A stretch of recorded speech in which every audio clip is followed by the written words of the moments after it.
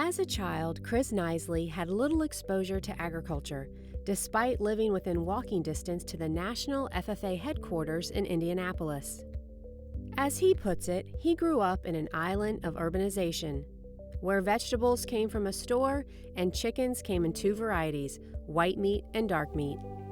Now Knisley, a biology teacher at Twain Middle School in Alexandria, Virginia, is working to ensure his students don't miss out on lessons about agriculture.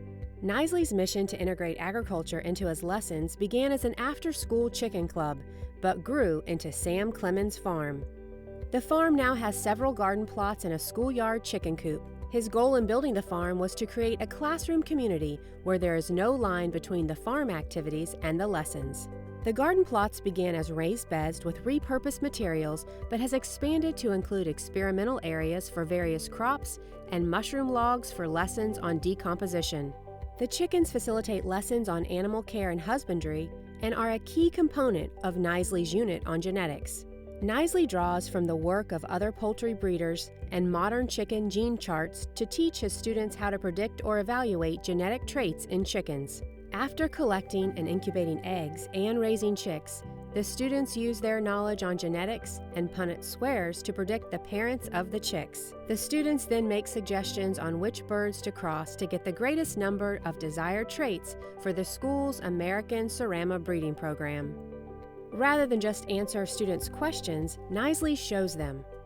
After some confusion on decomposition, the class made a time capsule of various items and placed in the compost bin. Months later, the class checked on its progress to see what had decomposed and what hadn't. In 2017, Knisley's program received a grant for the construction of a new composting space to be used in conjunction with the school's transition to paper lunch trays. Eventually, Knisley hopes all student lunch trays and food scraps can be composted and used on-site in the garden. In lessons on nitrogen and carbon cycles, Knisley merged biology with engineering by having the students construct a 3D printed bioplastic drip system for hydroponic lettuce.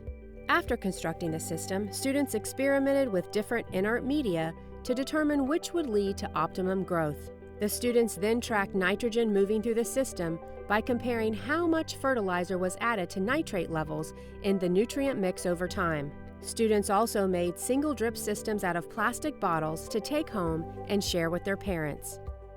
To Knisley, the most meaningful aspect of his approach to instruction is that it teaches real-world skills. Knisley's lessons not only increase students' understanding, but also their passions.